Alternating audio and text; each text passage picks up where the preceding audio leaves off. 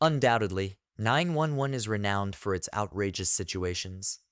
Every season has an absurdly large-scale calamity, such as a tsunami or earthquake. In only season 7, there was a big fire that destroyed Bobby's house, a cruise ship that capsizes, and an escape from a drug gang.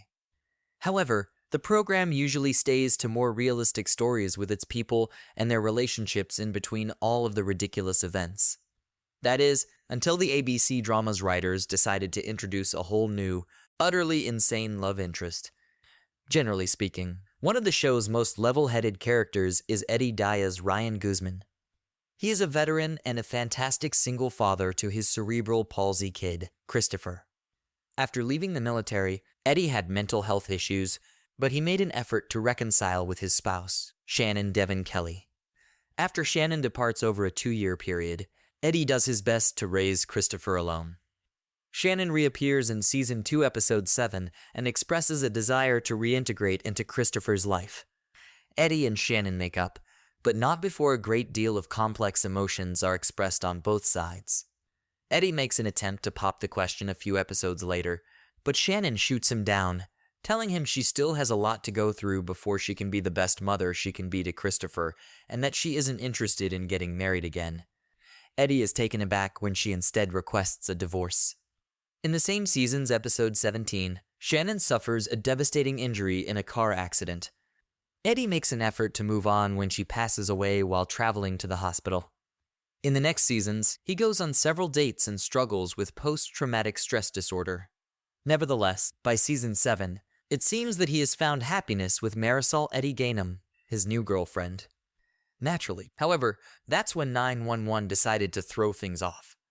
This Eddie storyline is completely nonsensical for a number of reasons.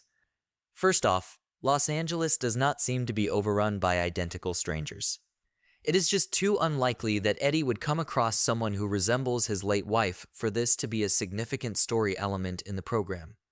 The same person playing Kim and Shannon is so cheesy that it almost seems as if the creators believe the audience is too simple-minded to see how ridiculous it is all. Additionally, despite his fair share of hardships, Eddie has always maintained his composure and is a devout individual who values upholding moral principles. Therefore, it seems out of character for Eddie to cheat on Marisol, even if it was just emotionally. Eddie is likely intended to have an intense moment when he may finally open out to someone about his deepest feelings during the scene where Kim is posing as Shannon. Rather, it comes off as uncomfortable and utterly absurd. Why is Kim happy with Eddie using her as a crutch for his grief and as a stand-in for his deceased wife? Aside from its obvious jump-the-shark absurdity, the most heinous aspect of this plot is that Eddie's actions might have a significant impact on Christopher. The authors have devoted a great deal of effort to establishing the bond between the father and son and highlighting Eddie's commitment as a parent.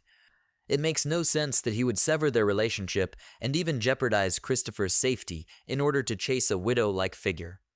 The only apparent reason for breaking Christopher's connection with Marisol and harming his mental state is that the 911 writers were trying to go a bit crazy with their narrative. The notion that Eddie and Christopher are still grieving Shannon's loss has been hinted at throughout the series. But this storyline with Kim seems so unexpected, and Eddie really ought to have stayed single. The program may have intended to convey that Shannon was Eddie's soulmate, and that's why he struggles to maintain a relationship with her. But their previous exchanges and dynamics don't really lend credence to this theory after all. They weren't a great match.